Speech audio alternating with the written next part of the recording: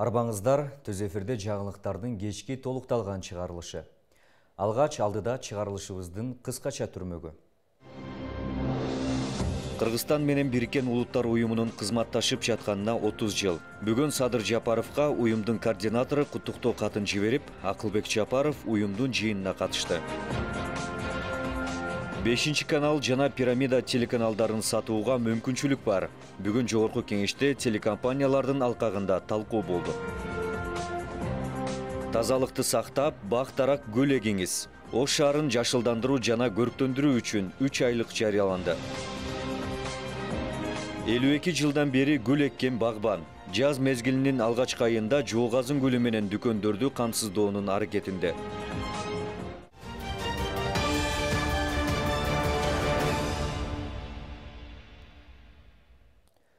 Ардактуу көрүүчүлөр, алдыңкы мүнөттөрдө ушул жана башка маалыматтар менен кабардар кылабыз. Биз менен бирге болуңуз. Бириккен Улуттар уюмунун башкы катчысы Антонио Гутерриш Кыргызстандын президенти Садыр Жапаровду жана Кыргызстандын элин өлкөнүн Бириккен Улуттар уюмундагы мүчөлүгүнүн 30 жылдыгы менен куттуктады. 1992 жылдын 2-марты уюм үчүн өзгөчө окуя болуп эсептелет. Бүгүнкү күндөгү уюмдун бардык мүчөлөрүнүн 5% дал ушул күнү уюмга кошулушкан. Кыргызстан туруктуу өнүгүү максаттарына карай алга жылып, глобалдык чакырыктарды чечүүдө көп тараптуу системанын маанилүү жактоочусу болуп саналат. COVID-19 пандемиясынан кийин биргелешип туруктуу жана адилеттүү коомдорго карай бара алабыз деп ишенем деп айтылат катта.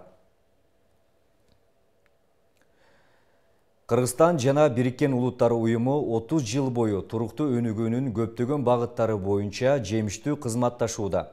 Бул туурасында Министрлер кабинетинин төрагасы Акылбек Жапаров уюмдун стратегиялык координациялык комитетинин жыйынында билдирди. Ал кошумчалагандай, республика башынан эле туруктуу өнүгүүнүн глобалдык күн тартибин даярдоого жана талкуулоого, 2030 жылга чейин туруктуу өнүгүү максаттарын аныктоого жигердүү катышкан. Ошондой эле өнүгүүнүн жаңы глобалдык күн тартибин жактай тургандыгын бир нече ирет тастыктаган. Ал уюмдун тутуму ийкемдүү болушун жана өлкө туш боло турган алдыдагы мезгилдин жаңы чакырыктарына өз жардамын ыңгайлаштырууга даяр болушун каалады. Уюмдун өлкөдөгү координатору Азония Ажела уюмдун өлкө менен акыркы 30 жылдагы жемиштүү кызматташтыгын белгилеп, маанилүү дата менен куттуктап өттү. Ал мындан ары өз ара пайдалуу кызматташтыкты улантууга жана өлкөнү өнүктүрүүнүн багыттарында республикага колдоо көрсөтүүгө даяр экендигин белгиледи. Наша страна с самого начала активно участвовала в подготовке и обсуждении глобальной повестки устойчивого развития, в определении целей устойчивого развития до 2030 года, а также многократно подтверждала свою приверженность новой глобальной повестке развития. Руководство Кыргызстана привержено целям устойчивого развития с учетом национальных приоритетов и интересов Кыргызстана. Наша пятилетняя программа, изложенная в указе президента по устойчивому развитию, и план действий нашего правительства, все они нацелены на исполнение и достижение целей тысячелетия. Бүгүн 2-марттагы жогорку кеңештин жыйынында Улуттук телерадио берүү корпорациясы жөнүндөгү мыйзам долбоору биринчи окууда каралды. Жыйында баяндама жасаган Маданият, маалымат, спорт жана жаштар саясаты министри Азамат Жаманкулов аталган мыйзам долбоору президент Садыр Жапаровдун 2021 жылы 5-майда Кыргызстан элине кайрылуусунда айткан маселени ишке ашыруу максатында даярдалганын белгилеп, КТРКны реформалоо зарылдыгы тууралуу айткандыгына токтолду. Талкуу маалында депутат Балбак Төлөбаев толук расмий тилде көрсөткөн канал ачууну сунуштаса, депутат Дастан Бекешев каржыны үнөмдөө багытында мамлекеттик жалпыга маалымдоо каражаттарын реформалап, айрымдарын сатуу керектигине токтолуп өттү. Өз кезегинде министр 5-канал жана Пирамида телеканалдарынын сатууга мүмкүнчүлүк бар экенин белгилеп, бирок мамлекеттик саясатты жүргүзгөн ЖМКларда болушу шарт деди. Талкуу маалында коомду агартууга, маданий баалуулуктарды жайылтууга жана улуттук идеологияны калыптандырууга багытталган материалдарды даярдоо, маалыматтык бейтараптуулукту камсыздоо тууралуу сунуш пикирлер айтылып, мыйзам долбоору биринчи окууда добуш берүүгө жөнөтүлдү.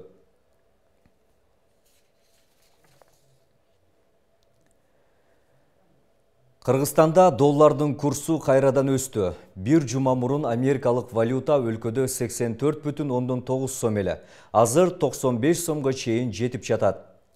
Эксперттер курстун каттуу секирик жасашы экономиканын көптөгөн тармагын алсыратарын айтууда. Соңку өзгөрүүлөрдөн кийинки Ош шаарынын жарандарынын акча алмаштыруудагы абалы туурасында кийинки материалда сөз болот. Кыргызстанда өткөн аптага салыштырмалуу сомдун долларга карата курсу төмөндөп, доллар 10 сомго чейин кымбаттады. Бул багытта Улуттук банк валютанын өсүүсүнө байланыштуу дүрбөлөңгө түшпөөгө жана чет элдик валюта сатып алуу боюнча операция жүргүзбөөгө чакырат. Бул тууралуу Улуттук банк башкармалыгынын расмий өкүлү Аида Карабаева билдирди. Анын айтымында 2022 жылдын 28 февралында эсептик ченди 150 базистик пунктка 10% чейин жогорулатуу чечимин кабыл алган. Чечим 2022 жылдын 1 мартынан тартып күчүнө кирди. Геосаясий тобокелдиктердин улам курчушунан түзүлгөн дүйнөлүк финанс рынокторундагы белгисиздик өлкөгө кошумча инфляциялык басым жаратууда.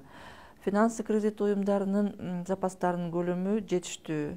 Бул финансы банк системасында туруктуулукту сактоого мүмкүндүк берет. Кыргызстандагы валюта курстарына көз чаптырсак, күн башынан бери доллардын орточо сатуу курсу 96,82 сомго, евро 107,7 сомго, рубль 1,36 сомго арзандаса, казак теңгеси 0,145 сомго чейин көтөрүлдү. Ал эми коммерциялык банктарда доллар 94,5 сомдон сатып алынып, 96 сомдон сатылууда. Рубльдин максималды сатып алуусу 0,9 сом, сатуу 1,1 сомду түзүүдө. Буга чейин Улуттук банк 3 жолу интервенция жасап, 169 миллион долларды каржы базарына чыгарган. Акыркы жолу 24 февралда 14 миллион доллар саткан. Улуттук банктын алтын валюталык резерви 2 миллиард 764 миллион долларды түзөт жана 6 айга жетет. Соңку кырдаал Россияда эмгектенип жүргөн кыргызстандык мигранттарды да түйшүккө салууда. Алар рубльдин кунунун түшүүсү кирешелеринин азаюусуна алып келет деп тынчсызданышууда. Белгилесе, кыргыз экономикасынын 3/1 бөлүгүн мигранттар которгон акча түзөт. Мындан улам акыркы күндөрү Орусиядан Кыргызстанга которуулар дээрлик азайган. Элдин агымы бар эле рубль көтөрүп келатат. Азыр банктар турат 0,7, 0,8. Бул просто элдер кыйноо болуп атат да. Бизде Россияда иштеп жүргөн мисалы Кыргызстан жарым эле эл Россияда иштеп жүрөт да. Өлкөдөгү валюта курсундагы мындай олку-солку абал карапайым калктын капчыгына да таасирин тийгизбей койбойт. Акча алмаштыруучу жайга келген жарандар чет жака чыгуу үчүн доллар алмаштырууда терс зыянын берип жатканын айтышат. Алардын арасында айрым ишкерлер, ири акчага күйгөндөрү да бар. Биз эми немеге леченияга барышыбыз керек болуп атат эле, долларга алмаштыралы десек вообще көтөрүлүп кетиптир. Бул жактагы элдин баары бизнесмендер бардыгы долларга сатып алып келет да, башка жактанчы. Долларга сатып алып келсе, значит, продуктар да көтөрүлөт, ал элге жаман болот. Рубль түшкөн мага жагып атат, себеби Россияга акча салам. Бирөөгө доллар 5 миң эле сом менен алгам да, азыр ушу 200 миңге күйүп кетип да. Батыш Европа мамлекеттери, Америка Кошмо Штаттары этап менен Орусияга карата экономикалык санкцияларды киргизип жатат. Бул экономикалык саясаттын каржылык мамилелердин башка нукка бурулуусуна алып келүүдө. Анын ичинде валюталык курстардын да куну өзгөрүүгө дуушар болгону айтылууда. Бул багытта экономист Мирлан Убайдуллаев Улуттук банктын интервенция жасап туруусу убактылуу эле нерсе болуп калуусу мүмкүн экенин айтат. Биздин мамлекетте бүгүнкү күндө мындай салтка айланып калган бир саясат бар, бул валюталык интервенция. Аны менен биз убактылуу гана доллардын курсун түшүрүшүбүз мүмкүн. Экинчи негизги маселе бул ошол СНГ мамлекеттери менен, анан кайсыл мамлекеттер менен, айрыкча ошол Россия Федерациясы менен соода саттык жүргүзүп аткан болсок, алар менен биз ошол регионалдык валютанын негизинде жүргүзүшүбүз керек. Бул Россия рубль болушу мүмкүн, же болбосо өзүбүздүн сом менен жүргүзүү аракеттерин жасашыбыз керек да. Эске салсак, валюта курсундагы туруксуздуктун айынан өлкө башчы Садыр Жапаров жарандарды алтын сатып алууга чакырган. Бул тууралуу ал өзүнүн Facebook баракчасы аркылуу билдирген. Президенттин айтымында алтын эч качан өз кунун жоготпойт. Ошондой эле каалаган убакта сатып алган алтынды кайра Улуттук банкка сатса болорун да кошумчалаган. Бул маалымат чыгары менен алтын алууга кезекке тургандарда көбөйгөнү белгиленет. Мындай кадам менен ички айлануудагы доллардын курсун төмөндөтүүгө жакшы өбөлгө болору айтылууда. Алтынды сатып алганда дагы биздин сомдун баягы алтынга байлануусу биздин сомдун курсуну бир аз жогорулатуу, ошол эле мезгилде ички айлануудагы доллардын курсун төмөндөтүүгө алып келиши мүмкүн. Жок дегенде ошол 89 сом 90 сомго bir доллардын курсун түшүрүүгө азыр биздин улуттук банктын мүмкүнчүлүгү бар. Улуттук банктын 2 мартындагы сайтка жүктөлгөн маалыматы боюнча 1 грамм алтын 7742 сомду, 2 грамм 13833, 5 грамм 31961 сом, 10 грамм 61429 сомду, 31 грамм 188184, 100 грамм алтын 594736 сомду түзгөн. Бул алтын куймаларынын бардыгы 999,9 сынындагы жогорку сапат болуп саналат. Алтын куймасын сатып алууда чектөөлөр жок. Анын четелдик жарандар да сатып алат. Эске салсак, Орусия менен Украинанын ортосунда болуп жаткан окуядан соң Европа өлкөлөрү түрдүү санкцияларды киргизишти. Ошондой эле бир катар Орусиянын банктарын SWIFT системасынан өчүрүүнү сүйлөшүшкөн. Бул арада Кыргызстандын улуттук банкы түздөн-түз SWIFT системасына туташтырылгандыгын, Орусиянын айрым банктарын бул системадан өчүрүү тобокелдиги Кыргызстан банктарынын кардарларынын төлөмдөрүн токтотууга алып келбестиги баса белгиленген. Айгана Шутратбек кызы, Белек Мусаев, Ош ТВ. Той аштардагы ысырапкерчиликти жоюуда Ош облусунун администрациясы бирдиктүү эреже киргизүү сунушун берди. Бүгүн президенттин дубандагы өкүлү Зиядин Жамалдинов жарлыктын алкагында бардык облус жетекчилери менен үй бүлөлүк салтанатты жана маркумду эскерүү үрп адаттарын тартипке келтирүү маселесин талкуулады. Анда өлүм чыккан үйдө жанды курман кылууга тыюу салуу тууралуу талкуу жүрдү. Муфтият жана аймактардагы казылар мусулман шариятындагы маркумду акыркы сапарга узатуудагы эң негизги эрежелер менен тааныштырды. Эске салсак, президент Садыр Жапаров өлүм болгон үйдө мал союлушуна тыюу салган жарлыгын чыгарган. Bir айыл өкмөт боюнча дейин, bir жылда эгер 100 өлүк чыга турган болсо, ошондо 100 жылкы же бодо мал союлат экен да. Ал бир эле күндө союлбастан андан кийин 40-тыгында дагы бир союлат, жылдыгында дагы бир союлат, айттыгында дагы бир союлат. Ошондо бир өткөн адамга 4 жолу жылкы же бодо мал союлат экен да. Ошондо bir айыл өкмөттөн эге bir жылда 100 адам кайтыш болгон болсо, ошондо 400 жылкы же 400 бодо мал союлуп кетип атат да. Бул орточо эсеп менен ошол жылкы же бодо малы 70 миң, 80 миң деп эсептегенде не деген акча болуп кетет да. Эгер ошол акчаны бүгүнкү күндө ошол акчага bir социалдык bir зарыл нерсени тургузуп койсо болмок да. Берүүбүздү түз эфирде улантабыз. Өткөн жылы Ош шаарында кылмыштар менен жоруктардын бирдиктүү реестрине 445 үй бүлөлүк зомбулук фактылары катталган. Бул башка жылдарга салыштырмалуу көп. Ош шаардык прокуратурасы тарабынан алардын 12-сине кылмыш иши козголуп, 7 иш сотко жиберилген.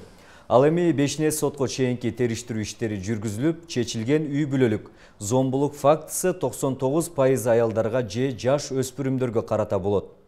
Ош шаардык прокуратурасынын берген маалыматына караганда, Ош шаарында жыл сайын үй бүлөдөгү зомбулук көбөйүп баратат.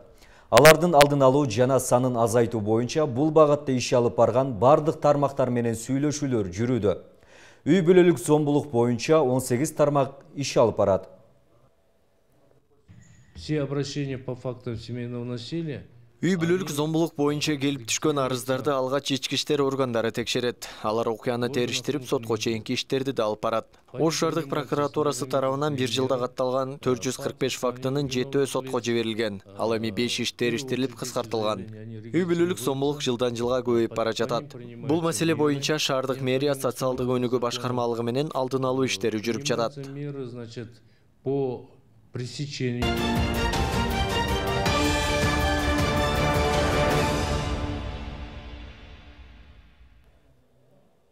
Үй бүлөдөгү зордук зомбулукту болтурбоо үчүн алдын ала аракеттер көрүлүшү шарт. Бул багытта бүгүн Ош шаарында үй бүлөлүк зомбулукка дуушар болгондорго психологиялык жактан жардам берүү максатында презентациялык семинар сабак болуп өттү. Аталган семинарга шаардагы 7 аймактык башкармалыгынын өкүлдөрү, психологдор, юристтер, социалдык фонд кызматкерлери жана журналисттер катышты. Иш-чара көп жылдан бери өз ишмердүүлүгүн жүргүзүп келген Ак жүрөк кризистик борбору жана Жарык шооласы демилгесинин программасынын алкагында биргелешип уюштурулган. Семинардын жүрүшүндө зомбулукка кабылгандар, алдын алуу аракеттери боюнча сөз болду. Айта кетсек, кризистик борборго 2020 жылы 2000ден ашуун адам кайрылса, 2021 жылы бул баскыч 1376-га жеткен. Жардам сурагандардын 90% аялдар. Жардам берүүнүн бир канча түрлөрү менен иштешкен Ак Чүрөк кризистик борбору ар бир жаран менен жеке иш алып барат. Biz buga çeyin bir kança жолу өткөрүп келебиз, дайыма алдын алуу иштерин жүргүзөбүз. Бирок тилекке каршы бул азыраак болуп атат. Биз мамлекеттик деңгээлде коомдук уюмдар менен, ушу жергиликтүү бийлик органдары менен биз дайыма тыгыз иштешибиз керек. Бул иш жөндөмдүүлүктү абдан биз күчөтүшүбүз керек болуп атат да. Чыгарылышыбызды башка жаңылыктар менен түз эфирде улантабыз. Соңку жылдары ишкерликте айымдар ийгилик жаратып, өндүрүш жана тейлөө тармагын өздөштүрүп келүүдө. Мээрим Каракозуева угуу жөндөмдүүлүгү начар болгондугуна карабай, тейлөө тармагындагы конок тосууну жогорку деңгээлде өздөштүрүп келе жатат. Анын бизнестеги оор түйшүгүн жана мээнетин биздин телетоп чагылдырып келген.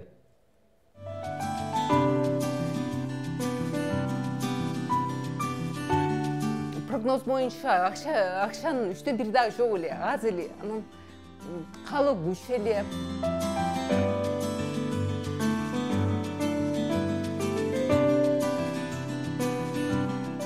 Шаардын так ортосундагы Артател мейманканасы Мээрим Каракозуевага таандык. Мээрим айым тейлөө тармагына кызыгып, конок тосуу кызматында киреше тапканына 6 жыл болду. Ишкерлик чөйрөсүндө оор түйшүктөрдү башынан өткөрүп, эми гана өз тармагынын да сыккан адис экендигин айтат. Алгач чет элдик туристтерди кабыл алууну 2 бөлмөлүү чакан гана батирде баштаган. Андан соң атайын имараттарды ижарага алып, бизнесин кеңейткен. Бүгүнкү күндө эл аралык программалардын колдоосу менен каладагы эң алдыңкы мейманкананы түптөгөн. Коноктор айтат эле, сенде бар шарты бар, гостиница жокпу, ача элексиң деп сурайт эле мурунку. Анан мен жок, ушу кыстал эле деп.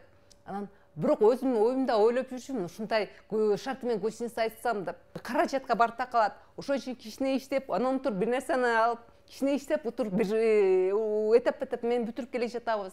Ишкер айым ар бир түшкөн пайдасын өз бизнесине гана жумшаган. Ара жолдогу финансылык жетишпестик бизнестеги түйшүк ишкерди алдаганча чыйралтты. Кыргыз коомчулугунда бизнес өнөктөштөр аялдарга караганда эркектерге көбүрөөк ишеним артып, айымдарга тоскоолдук көп экенин өз тажрыйбасынан өткөргөн. Учурда чет элден келген туристтердин табитине жана маанайына жараша шарт түзүп, жай айларында миңдеген конокторду кабыл алат. Bizde yanvarda, fevralda azırak boldu. Atak jayında çet eldik turistlerden boş boy kalattı. Kışında gara Bişkekten, Batkent'ten, anın Özbekistan'dan, Taşkent'ten көбүрөөк келетти. Жайында мисалы Израилден, Италия, европейстер, ошолор көп келет. Общий 20-дан батат. Негизи общий 20-дан батат. Мээрим Каракозуева 37 жашта, бир кыздын апасы. Угуу жөндөмдүүлүгү начар болгонуна карабастан шаардын эң алдыңкы ишкер айымдардын сап башына чыгалган. Үйдө олтурган аялдарга үлгү болуп, өлкөдөгү чакан жана орто бизнес менен алектене турган айымдар көп болушун үндөп келет. Негизи адамдын өзүнүн негизи, бирок ишкер айым бул айым ишкер болуш бул экеси көбүрөөк эмгек талап кылат деп ойлойм. Мисал бизнес боюнча сүйлөшкөндө дагы особенно что же мисал эркек киши бизнес боюнча сүйлөшсө же айым сүйлөшсө экөөнүн результаты эркек кишиге ишеним көбүрөөк болот. Мындай айымдар экеси көбүрөөк нужно больше доказывать, убеждать, что твоя идея заработает. Өлкөдөгү ишкерлердин башын бириктирген ЖИА ассоциациясынын ош бөлүмүндө 1000 мүчө бар. Анын 30%-ын айымдар түзөт. Соңку жылдары аялдар өзгөчө өндүрүш жана тейлөө тармагы менен алектенип жатканын биримдиктин жетекчиси айтат. Бизнесте дагы айымдар үчүн жеңилдиктер каралып, ассоциация эл аралык долбоорлор менен кызматташууга шарт түзүп берет. Мекемеде ишкер айымдардын атайын клубу дагы түзүлгөн. Өзүңүздөр билгендей, экономикабыздын орто жана чакан бизнестин орду бул 41% түзөт. Онун алкагында өзгөчө айымдарды дагы бүгүнкү күндө бизнести жөнгө салууда, ошону ишке ашырууда бүгүнкү күндө мындай айымдар колдон келгенче аракетчил, тырышчаак болгондо ошол кесиптен айтканда ошонун жыйынтыгында биздин айымдарыбыз өнүгүүгө карай өзгөрүүлөр өтө жакшы болуп атат. Айым ишкерлерди колдоо боюнча биз бир 100гө жакын мындай айтканда атайын колдоо боюнча гранттык оргтехника дейбизби, жабдыктарды мына алганга чечтик. Бул дагы эл аралык уюмдардын колдоосу менен. Аялдардын бизнестеги орду чоң. Алсак Советтер Союзу урагандан кийин өлкөдөгү кризис учурунда алгач аялдар баш көтөрүп, бизнес тармагында соода сатык иштерин баштаган. Ал эми дүйнөлүк практикада 2008-жылы болгон дүйнөлүк кризис учурунда аялдар жетектеген бизнестер кризиске оңой туруштук бере алгандыгы байкалган. Абдумалик Базарбаев, Элемон Акбаев, Ош ТВ. Ош шаарын жашылдандыруу, көрктөндүрүү жана санитардык тазалоо боюнча 3 айлык жарыяланды. Анын алкагында ар жуманын ишемби күндөрү ишембилик өткөрүлүп, айлана чөйрөнү тазалоо, кала аймагын иретке келтирүү, бак-дарактарды сырдоо, арыктарды тазалоо иштери жүргүзүлөт. Учурда 3 айлыктын алкагында муниципалдык аймактык башкармалыктарга, мекеме ишканаларга жана жарандарга конкурс жарыялоо пландалууда. Эң мыкты коро, эң мыкты ишкана сыяктуу номинациялар аныкталат. Жылдагыдан өзгөчөлөнүп, 3 айлыкта дарактарды, гүлдөрдү көбүрөөк өстүрүү каралган. Быйылкы жылы шаарды жашылдандырууга 7 миллион сом, ал эми жашылдандыруу жана көрктөндүрүү ишканасынын техникаларын жаңылоо үчүн 11 миллион сом бөлүнгөн. Жарыяланган 3 айлыктын негизинде Ош тазалык ишканасы менчигинин түрүнө карабай, бардык ишканаларга түшүндүрүү иштерин жүргүзүп келет. Шаардыктарга азыр ушунун алкагында биз ойлоп атабыз, мыкты долбоор, мыкты коро депчи. Ошо кайсыл коро мыкты болот, ошолор атайын номинациялар коюлган. Кварталдык комитет, көчө, мыкты долбоор, мыкты коро, мыкты ишкана дегенчи. Ошонун негизинде приздер коюлду. Кудай буюрса, быйыл өзгөчө кылып өткөрүлүп атабыз. Өзгөчөсү быйыл ошол дарактардын санын көбөйгүү маселесин жылдагыдан мына биз айтканбыз 35 миңге депчи. Азыр Кудай буюрса 15 миңден эгип бүттүк. Дагы жакын күндөрү ушул март айы ичи да бир 20 миң көчөт эгүүнү карап атабыз. Шаарыбыздын таза кармоо иш максатында бүгүн рейд баштадык. Ош тазалык ишканасы ар бир коммерциялык түйүндөрдүн алдына келип, ОЗЕК эскертүү, ошол менен биргеликте кагаз түрүндө эскертүү берип атабыз. Шаарыбызды таза кармасак жакшы болот. Ар бир коммерциялык түйүндөрдүн ичине кирип туруп 20 метрге чейин тазалагыла деп түшүндүрүү иштерин баштадык.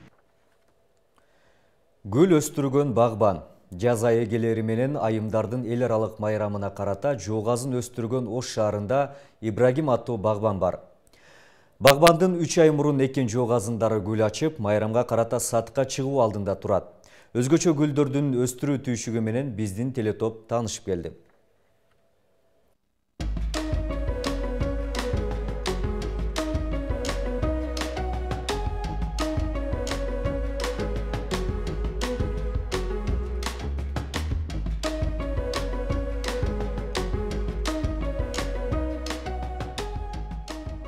Колумбия жана Голландиядан келген бул тюльпандардын өстүрүлгөндүгүнө 3 ай болгон. Күн жылып жаз айларынын келиши менен гүл ача баштады. Өзгөчө шартта, өзгөчө технология менен даярдалган тюльпандар март майрамдарына карата букеттелип, сатыкка чыгууга даярдалууда. Жаз жытанып түркүн түскө боелгон бул бакчада жоогазындын 20 түрү өстүрүлөт. Аны 52 жылдан бери жоогазындын сырын тапкан Ибрагим ага иштетип келет. Октябрь айында эгилген жоогазындар эрте гүл ачышы үчүн багбан өзгөчө технологияны колдонуп баштаган. Атайын нымдуулукту узак мүнөткө кармаган гидропоника орноткон. Ага отургузулган гүлдөр бир калыпта өсүп жетилет. Быйыл кыш жеңил өтүп, багбандар үчүн дагы жумуш бир топко жеңил болгондугун белгилейт. Современный технологиялар менен өстүрүп атат. Буларды мурун жерге эгет элек.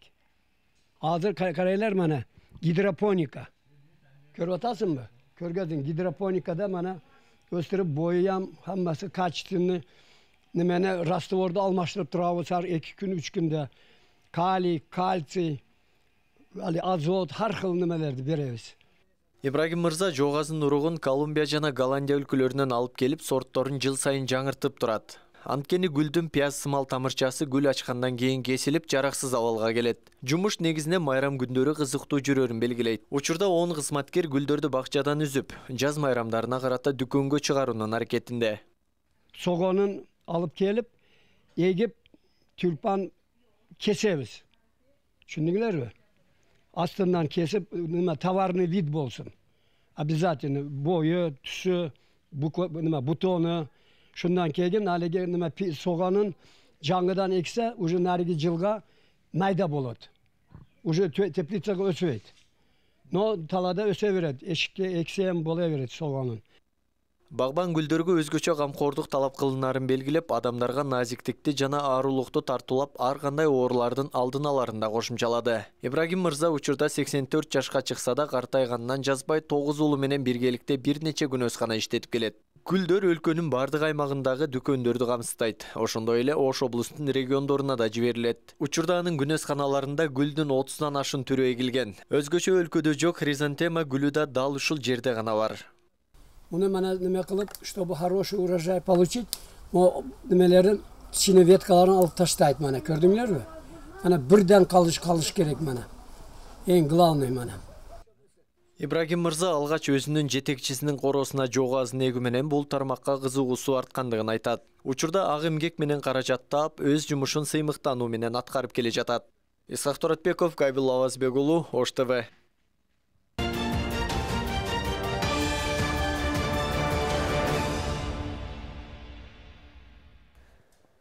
Ардактуу көрүүчүлөр, күндү жыйынтыктоочу жаңылыктардын топтомуна ортоктош болдуңуздар. Өлкөбүздө жана үйүбүздө тынччылык өкүм сүрсүн. Жакшы эс алыңыздар деп сиздер менен коштошом. Жана түз эфирдик берүүбүздү Абдумалик Базарбаев улантат. Сөз сизде. Рахмат Зайырбек мырза, сиздин да кечиңиз көңүлдүү өтсүн. Алым алкагынан алынган жаңылыктардын топтомун баштайбыз. Биздин түз эфирден алыстабай туруңуз.